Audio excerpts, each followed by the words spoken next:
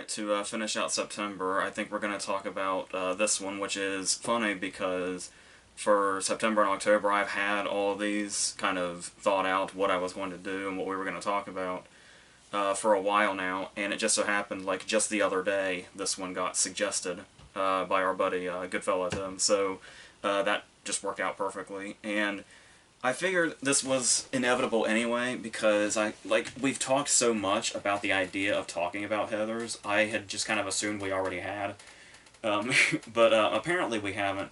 And the only thing I could really think of to do it with was this, which the reason I was hesitant to do that and why this hasn't happened yet is because let's just say one of these is one of my absolute favorite movies from the entire decade of the 80s. And the other one is a movie that I do not like at all, like, like not even a little bit. But we'll go more into that, and maybe we can find some of the things that do work in it. But the thing is I've seen Jawbreaker 3 times. There was forever ago, the first time I got it at Blockbuster, as a VHS. That's how long ago it was, and I really didn't like, and I'd already seen Heathers by that point, so it was like, oh, this must be very similar, and obviously they plaster that comment, the Rolling Stone comment that says it's the best teen movie since Heathers, yeah. Back then I really didn't like it, and then many years later I found this DVD for like $1. So I picked it up and it was like, let's try again. Like, now that I'm sort of in a completely different, age and have seen a bunch of other movies by now, maybe I'll see it differently. And no, I pretty much disliked it about as much as I did the first time, when I saw it the second time, and now, preparing for this, I went ahead and rewatched it again. So that's my third time, and still pretty much in the same place. But we'll get into the details of that after we talk a little bit about Heathers, which I'm very happy to do and excited to do.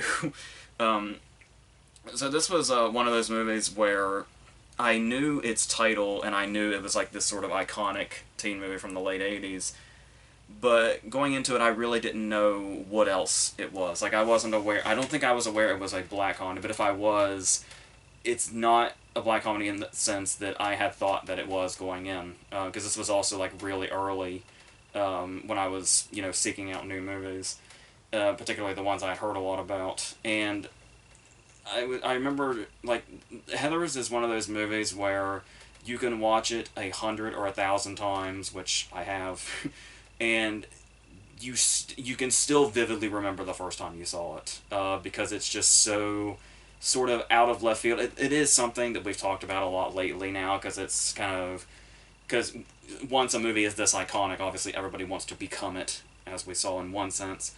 But just like last week, we were talking about Dear Evan Hansen and, in effect, World's Greatest Dad, and that whole idea of using dark humor to kind of delve into that whole thing of the way people are blown up after death. And it's like, even if they were terrible people, as soon as you die, especially if you're young, you immediately become a saint to everybody that despised you.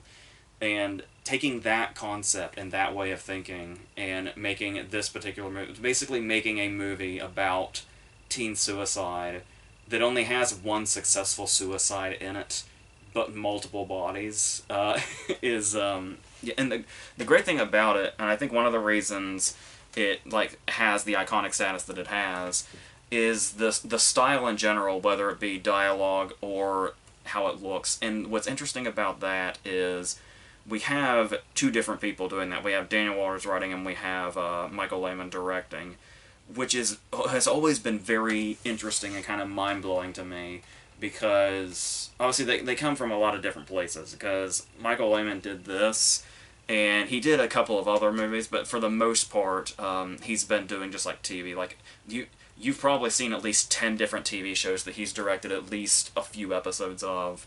And, well, obviously, TV's in a really good place right now. It does seem like this sort of, going from a movie this iconic straight into just many different TV shows and just doing a few episodes here and there. You would think the person that made this would be destined for, like, really big things, and I think another thing that really makes that interesting is the same thing kind of happened to the writer. where I mean his resume is a little more notable, but they both did Hudson Hawk together as well, which has a cult following, but I have my opinions on that aren't that great. But he did like Batman Returns and like Demolition Man, I think it has his name on it. And then he went on much later to write Vampire Academy, where even he couldn't recapture his own magic from this, even though you could tell he was trying. And what's interesting about the fact of these being two different people that went two different directions, the writing and the directing are so together in such this perfect harmony that it always blows my mind this movie wasn't by a writer-director. And it's even more mind-blowing that Jawbreaker was. Like, it would seem like the writing and directing are all coming from the same mind in this because they go together so well. But that is not the case. But as far as the way it looks and how it has that really unique and specific style, where it's like, we're looking at a high school movie, pretty much, but there's like, it's in its own heightened world. But it's kind of ironic to use the word heightened, given that it's almost like there's bright colors everywhere, but then it also kind of feels like we're in a certain circle of hell or something, with the way the characters sort of act, and like everything is this almost sort of, like, we talked before about the idea of having dreams or nightmares about school, like even long after the fact, if you were traumatized enough by school, and the entirety of Heathers, just in its appearance alone, notwithstanding all the crazy shit that happens in it, basically feels like, while you're watching it, it feels like you're having a dream or a nightmare about your school experiences, but they're just in, like, they've almost got that hazy look to them, and then they've got that heightened nature to them, where everybody's personality is up to 11, even the supporting characters.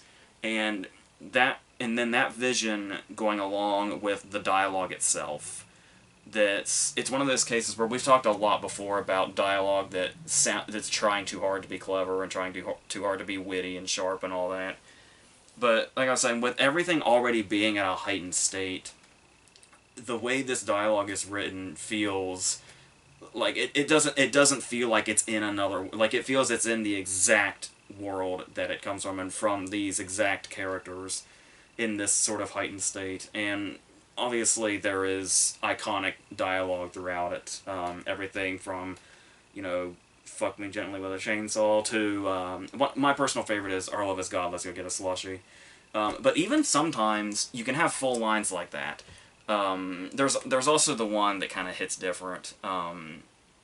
It's still a great line, but when it's I believe it's Kim Walker that's talking to Shannon Doherty, so it's Heather Chandler talking to Heather Duke, and she says, "Did you have a brain tumor for breakfast?" while they're playing croquet. And like that in itself is a great line and a perfect Heather Chandler line.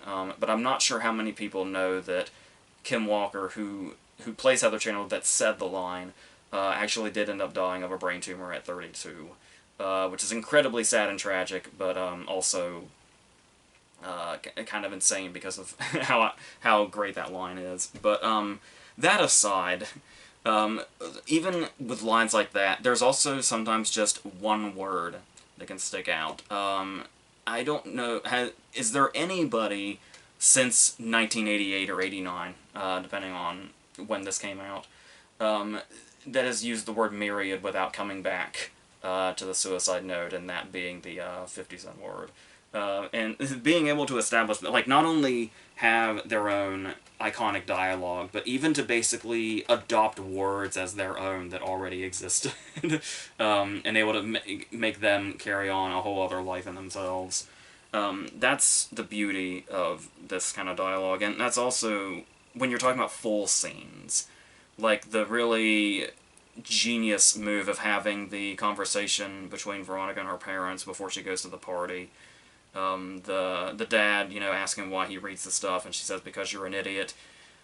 The mom says, you too, and then she says, great pate, but I got a motor. But they just switch out what the dad is reading, and they switch out party for funeral. But it's the exact same scenes.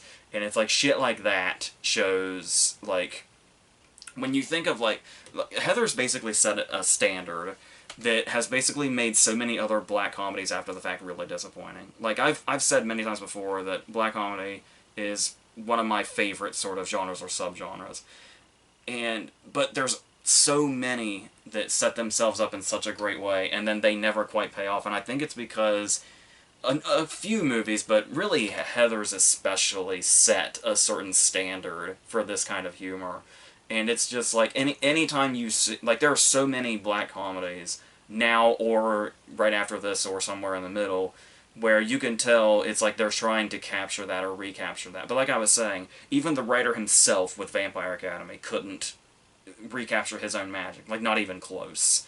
It was like it was just one. It was the whole lightning in a bottle thing with this whole movie, and how everything came together.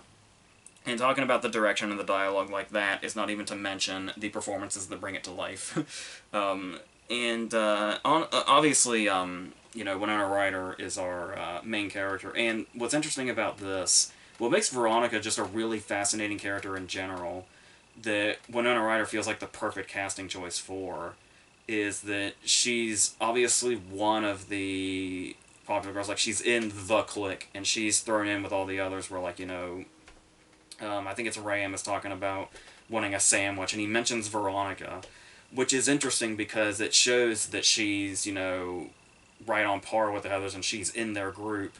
But not just the fact that she has the different name, but her personality in general and the way she interacts with other people and is willing to interact with other people. She's popular and like an outcast at the same time. Like, she's almost an outcast in her own clique. And then that in a way makes her an outcast in so many different regards from just that. And how she's able to find that perfect balance, and then the way this character progresses throughout, as she sort of finds her way. Like, she's basically the one sane person throughout this, but then there's many cases where we wonder if even she's going to be sane by the end of it. And honestly, that's, even when the movie ends, that's up in the air to a certain extent. But another thing here to really point out, obviously, is the completely star-making performance from Christian Slater. Yes, we all love Gleaming the Cube in its own way. But as far as Christian Slater, like, really becoming a somebody, and it was one of those cases where when this came out, it was like, a lot of it was, he was getting comparisons to Jack Nicholson because of the way he talked, and he kind of resembles the young him. But the fact that, like, in pretty much any other scenario, like in any other parallel universe, the person that plays JD the way Slater did would get trapped in that box forever of, oh, this guy's like a young Nicholson, and then that's it. And like, yeah, he would do stuff later in his career, like when he, like Christian Slater did play like McMurphy on stage in One Flew Over the Cuckoo's Nest, but he never really got stuck in that, oh, let's just give him Nicholson stuff. Because then when that's the case, usually your name doesn't become the big thing that it is either. It's just like, oh, that's the guy that looks and sounds like the other guy.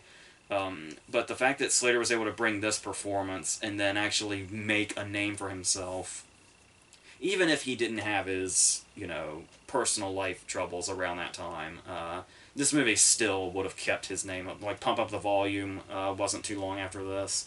And it's...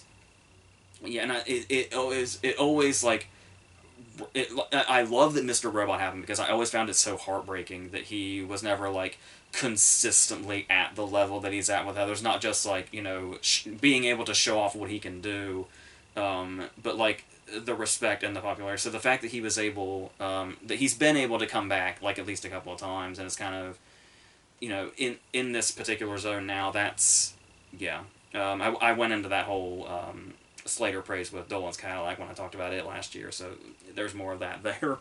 But yeah, but the way he's able to, because this is a pretty tricky character, because he obviously seems like basically, the charming villain at the center of it, but there's that whole thing where he has to constantly manipulate Veronica, and others as well, but specifically Veronica, and we get the sense, this is part of the strength that Ryder brings in also, where both of them are able to make it totally believable that Veronica buys into his bullshit because of that charm that he has. Where it's like the whole thing where, like, she even has to have a moment with herself of, like, how did I ever believe that? The whole thing, when they took them out into the woods and shot them, and he convinced her that, oh no, they're fake bullets and it'll look like they've been shot, but they're not actually dead. And like just how fucking ridiculous that is. But they've really established up to this point just how he can draw in anybody and convince anybody of anything with the charm that he has. And the fact that he's able to perfectly play that to make it believable when Veronica buys it. When we get the sense that Veronica's clever in her own way, and like, and if she wasn't under the spell of JD, there, never in a million years would she have fallen for that, let alone actually shoot one of them herself. But that's what I think. And then obviously the whole him having to balance the charm with the psychopathy, which obviously comes through more and more is revealed. And it's like, even when she's like still with him, there's this sense of like a feeling of like being trapped that we feel that she's in, where it's like even when she's completely repulsed by him, there's still something that's almost like this glue that she can't tear away from. And then when they start playing games with each other, it really starts to amplify that. And just that whole back and forth, that whole dynamic through the whole movie is really incredible. And like I said, iconic in its own way, which is great. And iconic's one of those words that can just get thrown around, but I mean, we're talking about fucking Heathers. We can say the word iconic as many times as we want to in this conversation. And what I think I really like about this also is how it's able to get more and more twisted as it goes. Because obviously the setup is one thing. Like, just the whole setup in itself of when they kill Heather Chandler and then they set up as a suicide, that in itself would basically set up a whole other, like a whole movie by itself in any other regard. But the fact that this movie has like a twisted idea up its sleeve for every like 5 or 10 minutes or so, and this whole idea of what the other characters are going to go through, because we have Shannon Doherty's character, of course, which is the one that's kind of, and obviously Veronica we really get into the mind of, especially through her diary and all that, but Heather Duke in particular has a real hatred for Heather Chandler. We kind of see how this starts and how this builds up in the scenes with the bathroom and how she's always sort of she ridicules everybody. But Heather Duke seems to take it especially hard, so you would think there's something there where it's like there's an innocence to Heather Duke because of this, and a certain sympathy we have with her because of this. And then the way she sort of snaps in her own way after Heather Chandler's death, the first of which we see at the funeral when we get everybody's inner thoughts, and she's like celebrating in her mind. And it's like, at first that's just like a funny joke, like, oh yeah, that's good for her, in a way. But then when we get to the whole thing where, basically, in some form of elaborate revenge, Heather Duke decides to become her. Like, it's one of those cases where it's like, it doesn't just feel like the less popular Heather is now taking the place because she wants the popularity. It feels like a revenge of sorts, which is like really twisted and kind of really amazing also. And talking about that also, just in general, how every side character in this is memorable. Even if they just have one, if there's like just one shot of them, like when they're doing the surveys at the beginning, all these characters that you remember, even if they won't even have names, but just like they'll just have like one line, or like the girl that says what after they ask the alien question in montage form. All those people are going to stick out, and then you have like the cops. That are all these characters that are just memorable in their own way and have their own memorable moments and lines. Obviously, I can't say on camera of what the nor would I want to anyway, of what the cop's reaction is to the bottle of mineral water, but it certainly makes me laugh every single time, very, very hard, because the way they built up that joke, and I feel like that's one of those cases where people don't look back, like in the climate that we're in now, I've not really seen anybody look back on this movie and say, oh yeah, that was fucked up, we shouldn't talk about that, or quote those lines or anything like that. Because there's obviously a self-awareness throughout this movie entirely. And how the whole joke stems, like the whole joke is on the characters because they were homophobic. And how that sort of cleverly takes that stuff that seems like it'd be being edgy just for the sake of being edgy, but it's actually quite ingenious how they incorporate it depending on which characters we're talking about and which characters are the butt of the joke, which are usually always the terrible characters. Because obviously there's a lot thrown at Martha Dunstalk, but nothing like...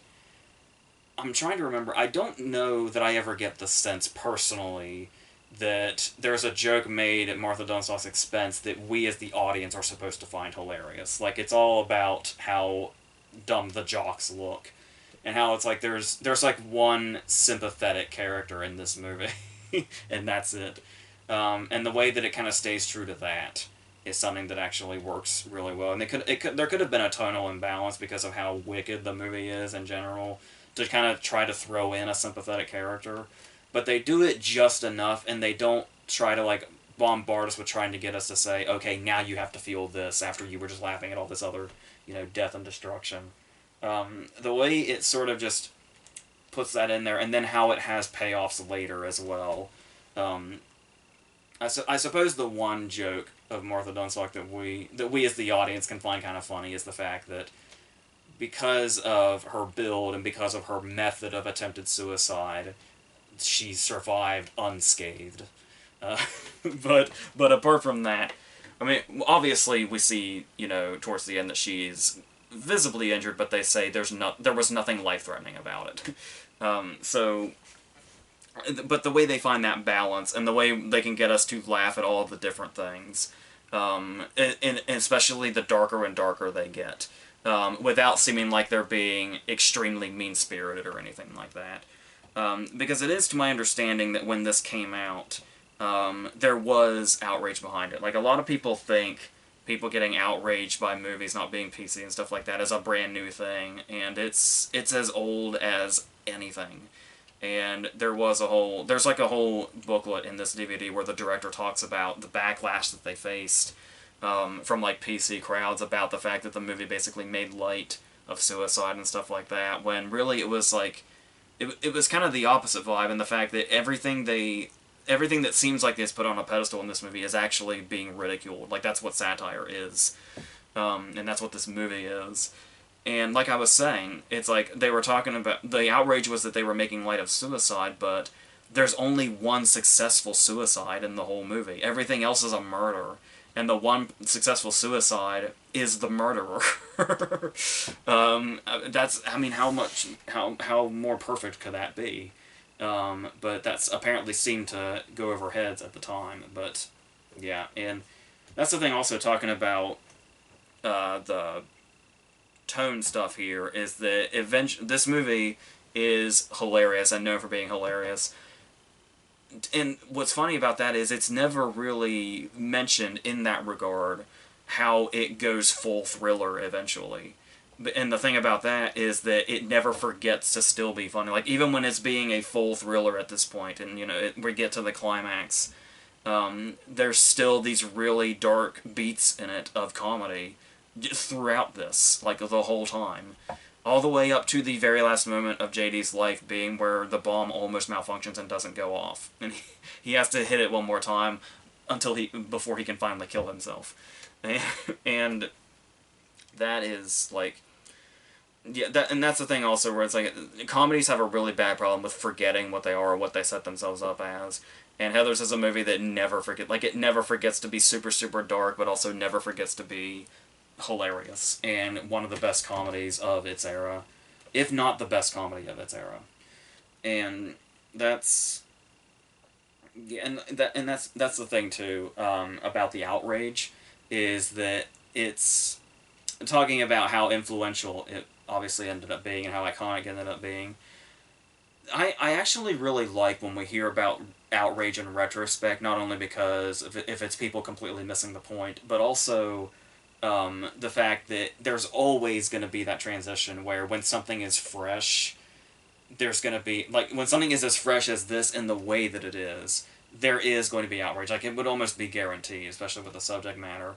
But then when you see movies like this that are extremely successful in what they're trying to accomplish and causing outrage, eventually, sooner rather than later, everybody's going to want to be that movie. and that outrage is gonna just fade into his. Like I said, the outrage as far as Heather's goes, as far as I know, you only can really hear about it if you look it up or you hear somebody from the production talking about it. Because I have not heard it, at least in my lifetime, because the movie's a couple years older than me. But yeah, so that's why I think anyway that it was able to reach the status that it did. And taking a lot of these points of what makes Heather so great, and talking about the fact that sooner or later people are going to want to be your movie if you make that much of an impact. Let's bring this over to Jawbreaker, which has its fan base. I'm assuming this falls into cult movie status. I'm not entirely sure, but I've never really, as I was saying at the beginning, I've never really gotten the Jawbreaker thing, I guess. But and that's the thing too, is I feel like I totally, completely, 100% get the movie as far as what it's trying to do and what it's trying to say, because we saw all of that done better in not just Heather's but other movies we'll bring up as well. Yeah, like if anything, it's a little too visible what they were trying to do, and that only makes the failure even bigger. And like I was saying, it's mind-blowing to me that the tones and everything, all of the aspects coming together for Heather's works so well when it's two different minds, a writer and director, that's just perfectly meshed. Here we have one singular writer and director, Darren Stein. It was his script, and then he brought it to life through his vision. It's one full vision, which is usually where you can really get a good full picture of a story that somebody's trying to tell. And I think it's potentially supposed to be becoming a series or something. I don't know, and I won't care when that happens. Yeah, we've talked before about how much how I was talking about how I love black comedy so much, and how much it can fail when it's done poorly. I think one of the things that makes black comedy fail easily is it's very easy to see why black comedy is successful and why it works. Just the general juxtaposition of it. And that's really easy to just sort of find the basic idea of and put that out there and say, oh, it's dark comedy because these two things are... We should be feeling one way, but we're feeling another. Like, we should be crying or screaming, but we're laughing. And it's very easy to do that at a very surface level. And just to take one line from Jawbreaker, it's after they've killed Liz and they're in her bedroom and they're talking about the fact that she is dead. And one of the characters, I think, Julie says, you know, she's dead, do you know what that means? And then they say to Courtney, it means you're a shoo-in for prom queen. And it's like that kind of thing, where it's like, you just hear that one line and you're like, that's the movie. Like, that's the joke. And that's going to be what the whole movie is. So it's basically like, all it takes is one line towards the beginning, and you're like, okay, I know what this movie is now. And that's about it. And like I said, any other surprises it might seem like it has up its sleeve are just things that were carried over from other movies and done better in other movies. But, talking about this, the same approach as far as, like, appearance, where we've got the really, you know, the darkness to it and how everybody's just kind of a bad person in their different ways. Some trying to break away from it, some embracing it more than they ever could have probably imagined. All of this set to really bright colors and a soundtrack.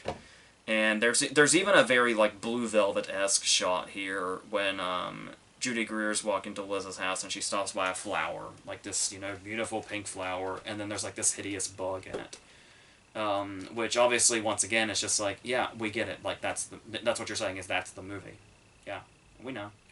Like I said, it's got a Blue Velvet vibe anyway, so once again, here's another movie you can just bring in and say, well, it's basically that, too.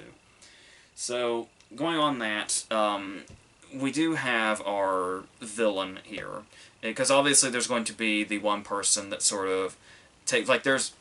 it's interesting to watch Rose McGowan in this as Courtney, because it's one of those cases where she becomes so bad and so evil and so manipulative that you almost expect there's going to be some twist reveal towards the end that she ended up killing Liz on purpose for some other motivation.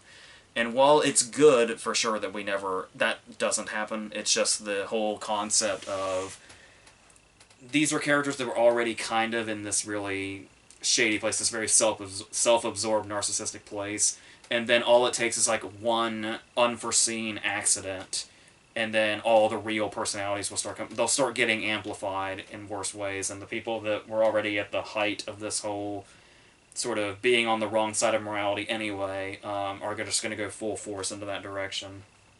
To bring Christian Slater back into it, this is something else that was covered very well, I thought, in Very Bad Things, particularly with Slater's character, where it's like, it's the idea of people reacting to an accident and the dark places people will go. It'll completely turn around some people, like Julie, or it'll send people even further into the depths, like Courtney. And so what we're basically saying is this whole thing is basically Christian Slater's territory, so Jawbreaker can fuck off. But yeah, and this and Very Bad Things came out like right around the same time, so that's, yeah, you can find the same concept in better places a lot of the time. But there is something here that we don't really see much of, if at all, between the Heathers and Heathers. And that is, we do get glimpses here in the cafeteria of a certain self-awareness coming from these characters, particularly when, you know, Courtney's snapping at Fern and talking about, you know, their whole lunch ritual. And then she says, she kind of turns, and it's almost like she breaks character, and she says, wow, I should probably not have children. I, you know, I don't have the patience for it. And it's like, that's interesting. I don't really know, because Courtney never really has that kind of self-awareness again, nor do really any of the other characters outside of Julie, who's doing a full turnaround. But it sets up something that could have been interesting, but they just kind of didn't go in that direction. And then, yeah, that's the other thing where it's like they have the whole dialogue about, you know, why they don't eat in public and that thing, but it's like, that's something else where you can just see that it's almost kind of striving to be Heathers-like. And, like, if maybe movies like Heathers didn't exist and Jawbreaker was the first of its kind, something like this lunch monologue might seem, like, really fresh, and, you know, delving into that high school psyche, but by this point it was just, felt like really played out material. Like I said, the only other glimpse I think we really get of self-awareness, if you can even call it that, is when they're still in the lunch scene and she says, like, you know, it's not like we kill people. And you get that sort of unspoken too soon looks they give each other. And then after that, like I said, we don't really get much of a self-awareness vibe. It's all everybody going in their directions. But some people, like Julie Benz, don't really feel like they go anywhere. Like, she just kind of fills in the group. Because we have a certain way Courtney goes, and then we have a whole Julie thing going on. And then obviously the whole idea of Fern becoming a new personality. So Julie Benz is just kind of left out here to dry, which doesn't really matter because they didn't really choose the strongest actresses for this movie. Where, like, you can look at Heathers and say, you know, Winona Ryder and Christian Slater became Winona Ryder and Christian Slater. Rose McGowan, obviously, we would see around, but Rebecca Gayheart and Julie Benz were never... Like, I talked about Rebecca Gayheart in Urban Legend and how I don't think she is the best actress that we have, and Julie Benz also has a few performances under her belt that make me think that it's... Yeah. But, so, it's... Obviously, while Courtney is, like, you know, the media character, because we're always drawn to the villain... Because it does seem like they're kind of trying to do she's like Heather Chandler, but it almost feels like they're trying to go a bit into Nancy Downs territory as well, where, like, making her a full-on villain the more she goes on. But the one really impressive performance in this movie is Judy Greer, and I think that's because, obviously, she's basically playing two different characters entirely. Like, when we see Fern at her lowest, and when we see the new personality at her highest, those are two completely different people. Those are two completely different performances. They might as well be two completely different actresses. That's how good Judy Greer is in this. Like, I'd almost say she's borderline award-worthy. Which means she doesn't belong in... Like, that effort to make these two characters does not belong in a movie like Jawbreaker. It is way too good for it. It is way too above it. But that's something we can take away from this. That's something that they give us. And they do give us that sort of Funhouse-like, you know, transformation as far as the way it looks. And that's another thing where it's like the the dream sequence in Heather, or the nightmare sequence in Heathers. It kind of feels like we're trying to get into that territory where it's like that sort of surreal vibe. You can see that it's kind of trying to strive for, but like most of the things it strives for, never quite reaches it. And then they bring in stuff that just doesn't really matter. Not only does it not really matter, but the directions they take it don't even make sense. Like Pam Grier's whole presence here as this detective or investigator or whatever, investigating the murder, because eventually, obviously, we're going to get to that point in the story. And she's here to look, like, have that sort of hardened Pam Grier look, that tough Pam Grier look, and say things, like, make a bunch of references to Candy, talking about, like, how dark things are, because, once again, yeah, we know, that's the movie. You've told us many, many times now that that's the movie. So we get stuff like her describing what a Jawbreaker is and talking about its name and then saying, like, that's, a fucked up name for a candy and stuff like that. And then later she gets the line, the sweetest candies are sour inside. And it's like, I get what you're doing, but it's so fucking obvious, and you're just spelling out everything you're trying to do here. There's nothing clever about it. Like, there's nothing, like, that sharpness in Heathers, where, like I said, the thing about Heathers was the whole idea of it taking that satirical approach was, at the time, people got mad at it because they didn't realize what they were watching and just how smart that it was.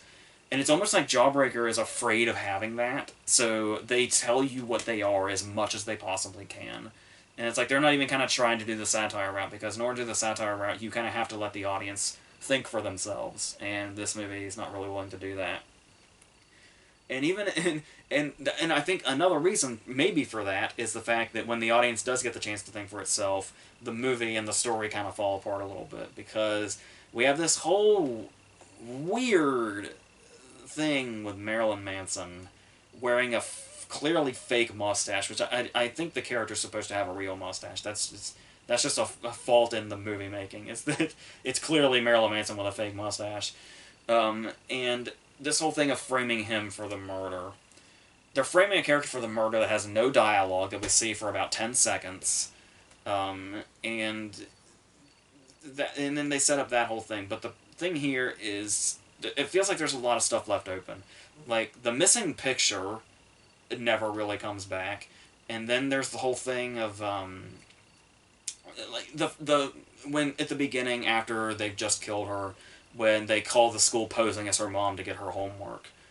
And it's like, they bring in Pam Grier as this really smart detective, but you would think these things would line up. The fact that they're not lining up would really, really stick out.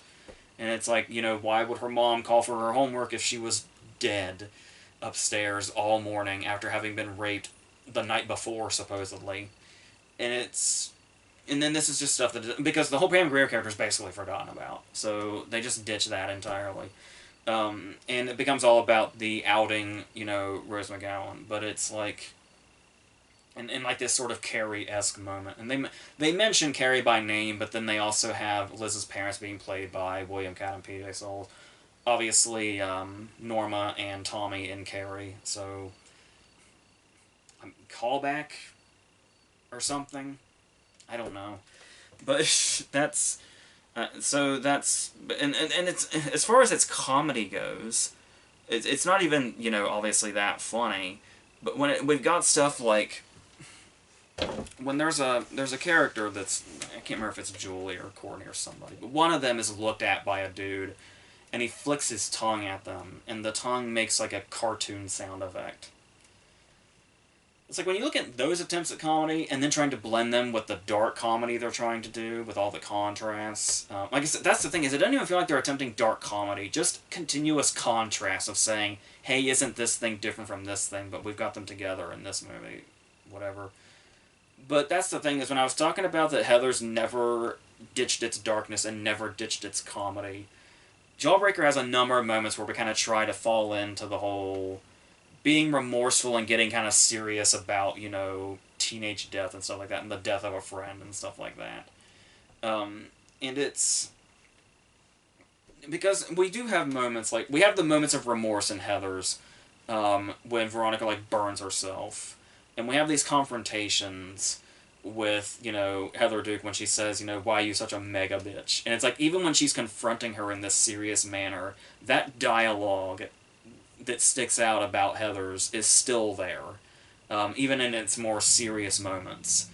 And then here, though, like, it just really tries to do this thing of Julie, you know, not only is, you know, Julie turning around, but they give her a whole love story for some reason.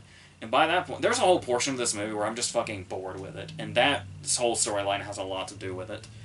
But we actually have these moments where we stop and it's like, it's her looking at pictures in this way, but it's like, it's like they're trying to set up something real, like the real way you would react if like a friend had died, but the thing is, it was this horrific accident, but there's no, like, the emotions here they're trying to get, there's nothing here, like, there's no palpable remorse from anybody. Even, we can watch Julie look through picture albums all we want, but there's no palpable remorse in this movie at all. It's like, it's just, oh yeah, we're just reminiscing now. I'm like, I think another thing is, it seems like it'd be a nice idea on paper to have Liz in the movie entirely through perspective. Like, like, in retrospect, we never have her, like, we never see her within the group. When she is accidentally killed is the first scene she has in the movie. And, like, any flashbacks of her are just, like, visions, like when she envisions her in the pool and stuff like that. And it's like, there's a distance here. Like, I get the idea of having her entirely in retrospect. But there's never anything, like, there's such a disconnect between Liz and the audience. So any, you know, attempts at that whole remorse thing are falling flat anyway, let alone the fact that there just doesn't seem to be much remorse there anyway that's coming through. So that's, I don't get it. So there's that. And then obviously when it gets to the end, there is a payoff, but kind of not really. It's like, it's the image is interesting of her getting pelted with the flowers and stuff like that, as the school turns on her. But then you can't really sort of, you know, bask in the comeuppance of it and the, you know, cathartic nature of this happening, because it just really abruptly ends. And it's like, it's not even necessarily that we have to know what eventually happened to her, because obviously, you know, jail time was probably involved, but, you know, they were kind of, like, they had, you know, a way to bring the Pam Grier character back into this, but it's like, why don't we just end the movie instead? That's how much we care about that whole thing, that whole investigation aspect of it, that a lot of time was spent on, and then suddenly none. So, yeah, that's really all Jawbreaker is to me. I don't care about, like I said, for the most part, I'm just bored with it. So that's obviously not near the impact, like I said, just showing just how movies can certainly be influential and can influence movies that are, you know, still quite good and have their own sort of quality to them and can take off on their own. But Jawbreaker, as much as it attempted to be that movie, was not that movie, at least to me. Not even close. So there's that. So really, when I was talking about Wolf trying to find the positives in it, Judy Greer. That's it. I mean, it's a big one, but that's it. Everything else is just watch Heathers at least 50 more times before you think about revisiting Jawbreaker, is what I would do. So, yeah. So, I think that's it. That's it for the September videos also. We got like a couple of days behind here, I think. But we're good to go now. So we're going to talk about Venom, and we're going to talk about, you know, a bunch of horror movies. We're going to keep doing the Tremors thing, and all that other stuff. And we'll get into more stuff as well. So until whatever the next thing is, I think that's it.